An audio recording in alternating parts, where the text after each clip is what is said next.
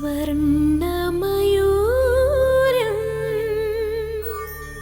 സ്വർണ്ണമയൂരം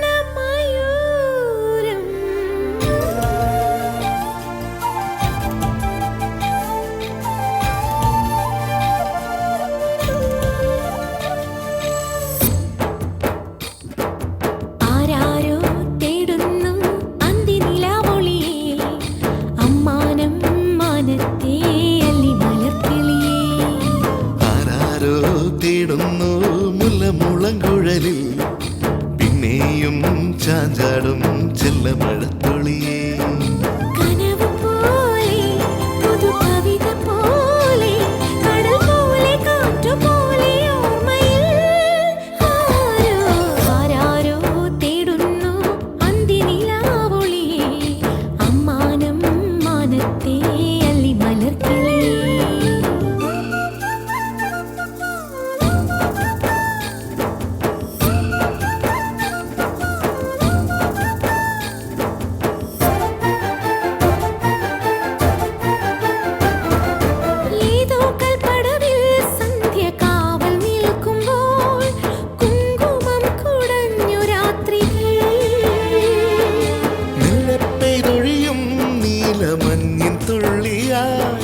മംഗളം മൊഴിഞ്ഞ മാത്രയിൽ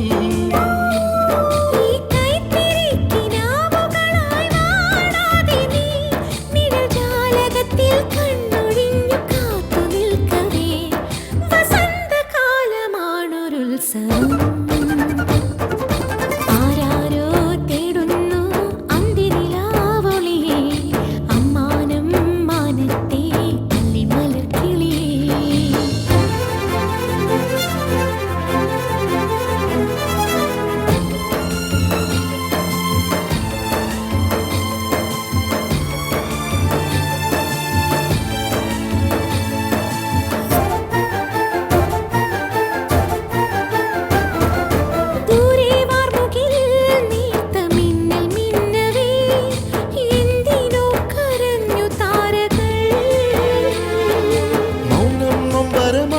നെഞ്ചിൽ ചാഞ്ഞുറങ്ങവേ പൂ പൊഴിഞ്ഞു വീണു പാട്ടുകൾ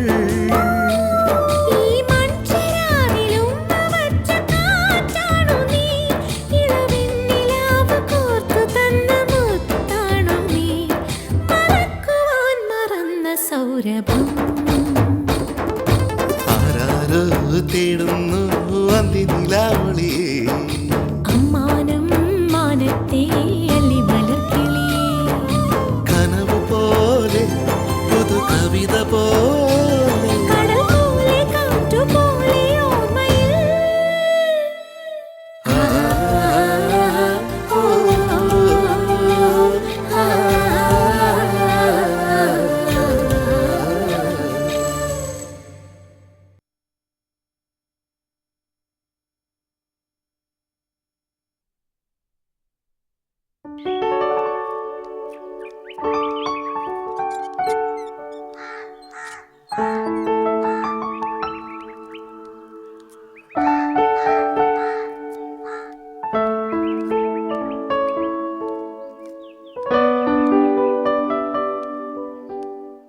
അമ്മേ, വേണിയില്ലേ ഇവിടെ? ഇല്ലല്ലോ മാസ്റ്ററെ. ജോലിയുടെ കാര്യത്തിന് ആരെയൊക്കെ വിളിച്ചു നോക്കണം എന്ന് പറഞ്ഞ് ഇപ്പൊ അങ്ങോട്ട് പുറത്തേക്ക് ഇറങ്ങിയതേ ഉള്ളൂ. എന്താ മാസ്റ്ററെ വിശേഷിച്ച്? ഞാനും വേണിക്ക് എന്തെങ്കിലും ഒരു ജോലി ശരിയാക്കി കൊടുക്കാൻ ശ്രമിച്ചോണ്ടിരിക്കുക. വേണിയുടെ സർട്ടിഫിക്കറ്റ്സിന്റെ കോപ്പിയും ബയോഡേറ്റയൊക്കെ വാങ്ങാമെന്ന് കരുതി വന്ന. നന്നായി മാസ്റ്ററെ. അവക്കിപ്പോ ഒരു ജോലി അത്യാവശ്യം. വീട്ടിലിങ്ങനെ വെറുതെ ഇരുന്നിട്ട് എന്താ കാര്യം? നന്നായിട്ട് പഠിച്ച കുട്ടിയല്ലേ. ഇവിടെ വന്നപ്പം അവകം ഭാരം ഏറിയിരിക്കുക. മുമ്പ് ഗോവിന്ദന്റെ കാര്യം മാത്രം നോക്കിയാൽ മതിയായിരുന്നു. ഇപ്പോ ഞങ്ങളുടെ കഷ്ടപ്പാടുകൂടെ കാണേണ്ട അവസ്ഥയാ. പാവം. എന്നിട്ടും അവള് കഴിയാവുന്ന അത്ര ഞങ്ങളെ സഹായിക്കുന്നുണ്ട്. അവക്കൊരു ജോലി ശരിയാക്കി കൊടുത്താ മാസ്റ്റർക്ക് 100 പുണ്യം കിട്ടും. നല്ല മനസ്സാ വേണിയുടെ. എപ്പോഴും ഇവിടുത്തെ വിഷമങ്ങളെ കുറിച്ച് വേണിക്ക് പറയാനുള്ളൂ. ജോലിയുടെ കാര്യത്തിനോട് ഞാൻ പലയിടത്തും ശ്രമിക്കുന്നുണ്ട്. എന്തായാലും വേണി വന്നാ പറഞ്ഞേക്ക്, ഞാൻ അന്വേഷിച്ചു. എന്നാ ഇറങ്ങട്ടെ. മാഷേ, ഒരു കാര്യം പറയാൻ മറന്നു. എന്താ അമ്മേ? ഗോവിന്ദനെയും കൊണ്ട് ആശുപത്രിയിൽ പോയിരുന്നപ്പോ വേണി നമ്മുടെ ഗോവനെ കണ്ടു. അതെയോ? ആ, എന്നിട്ട് വേണി അത് പറഞ്ഞില്ലല്ലോ. ചെലപ്പം മറന്നതായിരിക്കും. പിന്നെ മാഷും ഗോപനും തമ്മിൽ കൂട്ടുകാരാണെന്ന് അവക്കറിയില്ലല്ലോ. അല്ല, ഇപ്പൊ എന്താ ഗോവന്റെ അവസ്ഥ? വലിയ കഷ്ടത്തിലാ അവന്റെ കാര്യം. എന്തൊക്കെയോ അസുഖമുണ്ടെന്നാ കേട്ടത്. ഡോക്ടർമാർക്ക് ആർക്കും കണ്ടുപിടിക്കാൻ കഴിഞ്ഞിട്ടില്ല അത്രേ. എന്റെ ഇന്ദുവിനെ കണ്ണീര് കുടിപ്പിച്ചില്ലേ, ദൈവം കൊടുത്ത ശിക്ഷയാ. അല്ല, എന്നിട്ടിപ്പോ ഗോപനോടെ ഉണ്ട്? ആശുപത്രി തന്നെയാ? അല്ല, അവൻ ഡോക്ടറെ കാണാൻ വന്നപ്പോഴാ വേണി അവനെ കണ്ടത്. താമസം എവിടാണെന്നുള്ളത് ചോദിച്ചോ? വേണിയുടെ കയ്യിൽ എന്തോ അഡ്രസ് കുറിച്ചു കൊടുത്തിട്ടുണ്ടെന്നാ തോന്നുന്നു. ആ, ചെയ്തുപോയ തെറ്റിനെ കുറിച്ച് വലിയ കുറ്റബോധത്തിലാത്രേ. ഇനി എന്ത് പശ്ചാത്താപിച്ചിട്ട് എന്താ? എന്റെ മോളെ ഈ ഗതിയിലാക്കില്ലേ?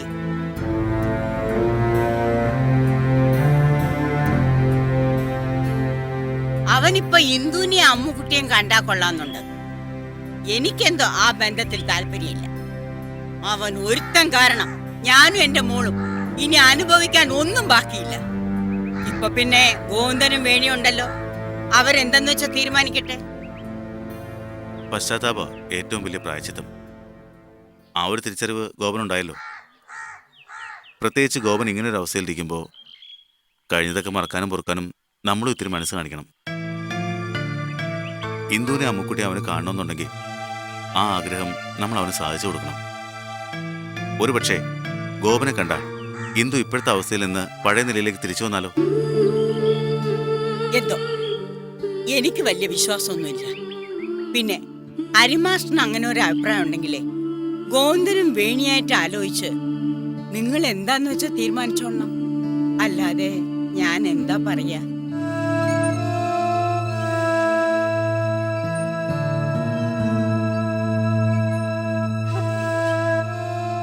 എന്താ ഇപ്പൊ ഇങ്ങനെ ഒരു കടുത്തം?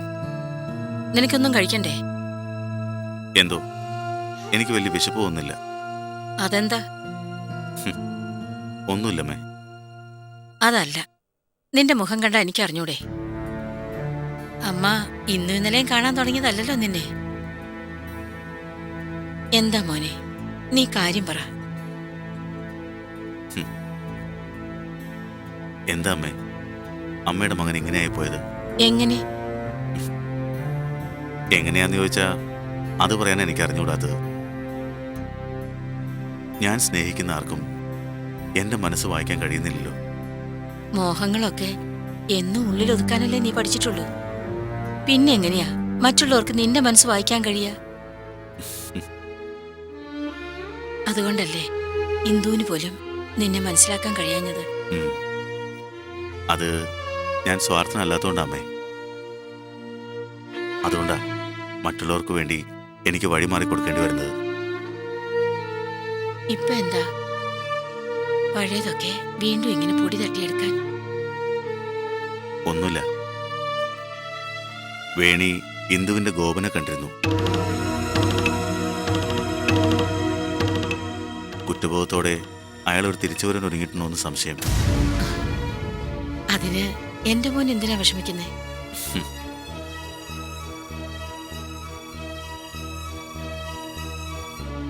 വിഷമില്ലമ്മേ.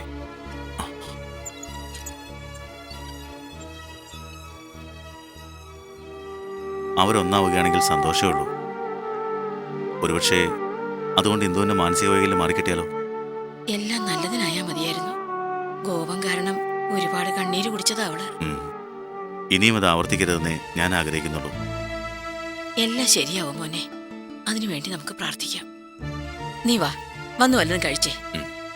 അമ്മ വിളമ്പ് ഞാനിപ്പോ വരാം.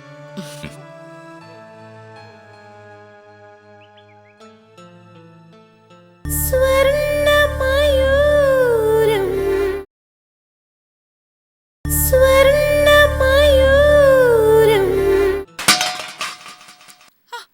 നാവില് വെക്കാൻ കൊള്ളാത്ത ചോറും കറിയും ആർക്ക് വേണോ ഇത്? ഉണ്ടാക്കി വെച്ചിരിക്കുന്നു.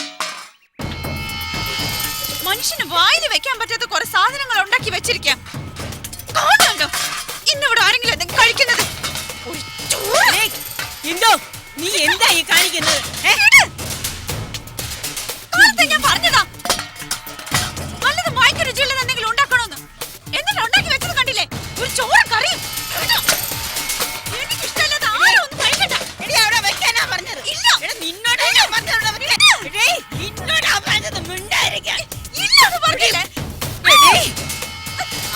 അണ്ണന്റെ തിണ്ണനിറങ്ങി ഓരോന്ന് കഷ്ടപ്പെട്ട് ഉണ്ടാക്കി കൊണ്ടുവരുമ്പോ അത് നശിപ്പിക്കാൻ വന്നിരിക്കാ നീ.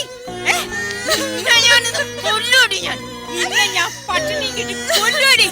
എടീ, ഇപ്പൊ ഇച്ചിരി അവിടെ എവിടെയെങ്കിലും പോയി. ഒരു നേരത്തെ ആഹാരത്തിന് വേണ്ടി ഓരോരുത്തരും കൊടാ പാടുപെടുന്നു. എന്നിട്ട് അവള് കാണിച്ചത് കണ്ടില്ലേ? എടി നിന്നെ ഞാൻ കൊന്നോളെയോടി, കൊല്ലു ഞാൻ.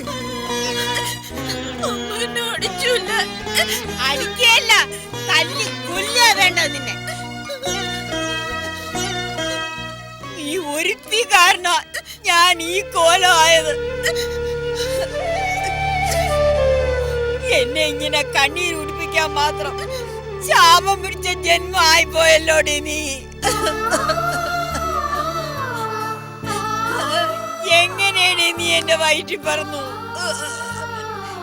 എനിക്ക് നിന്നെ കാണണ്ട, കാണണ്ട. പോയെന്റെ ഉമ്മയിന്ന്, പോയെന്റെ ഉമ്മയിന്ന്, പോടിയപ്പുറത്ത്.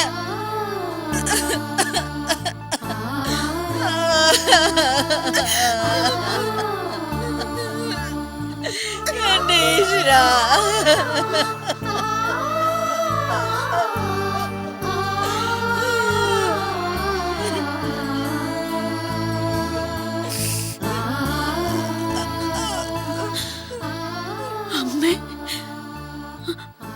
അമ്മ അടിച്ചേല് എനിക്ക് സങ്കടമില്ലാട്ടോ.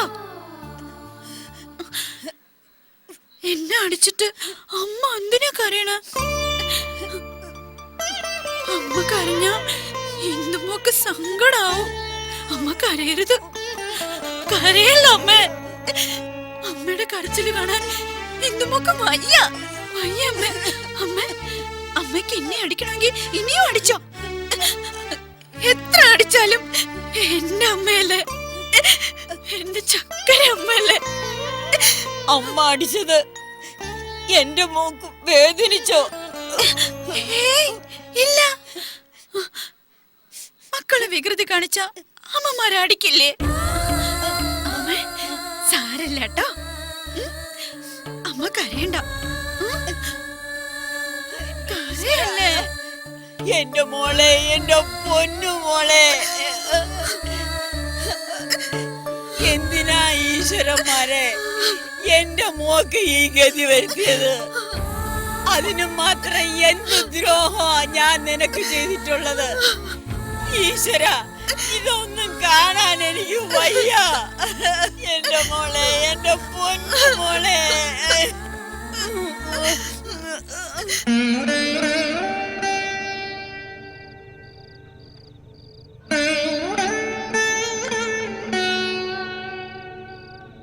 എന്റെ മോൾക്ക് വേണ്ടി ജീവിതം തന്നെ ഒഴിഞ്ഞു വെച്ചിരുന്ന ഞാൻ, എന്നിട്ട് ഒടുവിൽ കണ്ടില്ലേ അവളെ ഒരു കരപറ്റിക്കാൻ എനിക്ക് ആയില്ലല്ലോ എന്ന് ഓർക്കുമ്പോഴാ ഒരച്ഛന്റെ കടമ. എന്റെ മോളുടെ കാര്യത്തിൽ ഞാൻ പരാജയപ്പെട്ടു. അപ്പോളെ വിവാഹം മുടങ്ങി എന്നുള്ളൊരു ദുഃഖമല്ലേ അവക്കുള്ളൂ. ആ അവമാനത്തെക്കാൾ എത്രയോ വലുതാ ഞാനിപ്പോ അനുഭവിക്കുന്ന ദുഃഖം. കണ്ടില്ലേ എന്റെ ഈ മടി കിടക്കുന്നത്? അവിവാഹിതയായ ഒരു പെണ്ണിന് അമ്മയാകേണ്ടി വന്ന ഗതികേട്. ലോകത്ത് ഒരു പെൺകുട്ടിക്കും ഇങ്ങനെ ഉണ്ടാവരുതെന്നാ എന്റെ പ്രാർത്ഥന. അതിന്റെ അവമാനവും സങ്കടവും ഇപ്പോഴും ഞങ്ങൾ അനുഭവിച്ചോണ്ടിരിക്കുക. വേണി ഒന്നുമില്ലെങ്കിലും നല്ല കാര്യപ്രാപ്തിയുള്ള പെണ്ണല്ലേ. ഇന്ദുവോ സമനില തെറ്റിയുള്ള അവളുടെ ഈ ജീവിതം. ഒരു കുഞ്ഞിനെ പ്രസവിച്ചെന്നേ ഉള്ളൂ. പക്ഷേ അതിനെ 10 മാസം ചുമന്ന് പെറ്റ വേദന എന്താണെന്നോ മാതൃത്വം എന്താണെന്നോ ഇപ്പോഴും അവക്കൊന്നും അറിഞ്ഞൂടാ. എന്റെ ഈ കൈകളിൽ കിടന്ന ഈ കുഞ്ഞു വളർന്നത്.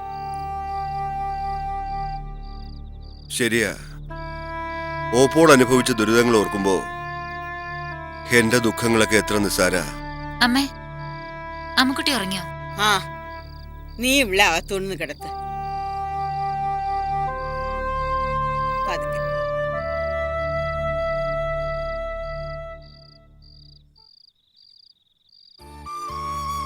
കുട്ടികളുടെ അച്ഛൻ മരിച്ചത് പിന്നെ ഞാൻ ഈ പെണ്ണുരുത്തി പരസഹായം ഇല്ലാതെ ഈ കുട്ടികളെ വളർത്തി വലുതാക്കാൻ പെട്ട പാട് ഗോവിന്ദൻ ഒന്ന് ആലോചിച്ചു നോക്ക്. ഇപ്പൊ ഇതാ ഈ പേരക്കുട്ടിയെ കൂടെ നോക്കേണ്ടി വന്നിരിക്കുക. ഭാരം വലിക്കാനാവാതെ നടുവൊടിഞ്ഞ ഒരു വണ്ടിക്കാളയുടെ അവസ്ഥ.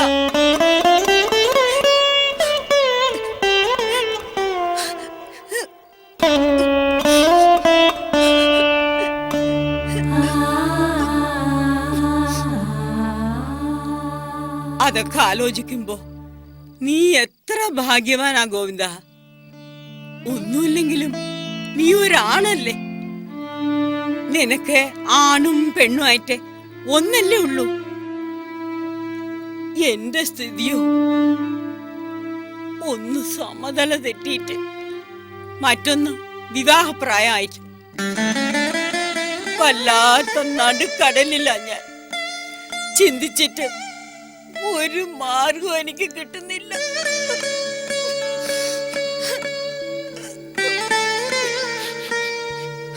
എല്ലാം കണ്ട് മുകളിലൊരാളുണ്ടല്ലോ.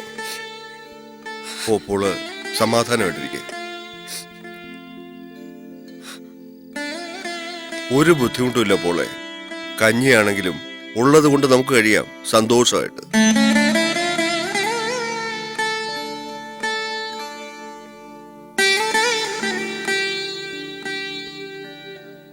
നീ വന്നപ്പോ നിന്നെ ഞാൻ 100 കുറ്റം പറഞ്ഞെങ്കിലും ഇപ്പോ എനിക്കുള്ള ഒരു കരുത്ത് നീയും നിന്റെ മോളും ആ ഗോവിന്ദ. ആ ഒരു വിശ്വാസം ഒപ്പോൾക്കില്ലേ? ഓപ്പോള് ധൈര്യമായിട്ടിരിക്കെ. ഞാനല്ലേ പറയുന്നത്.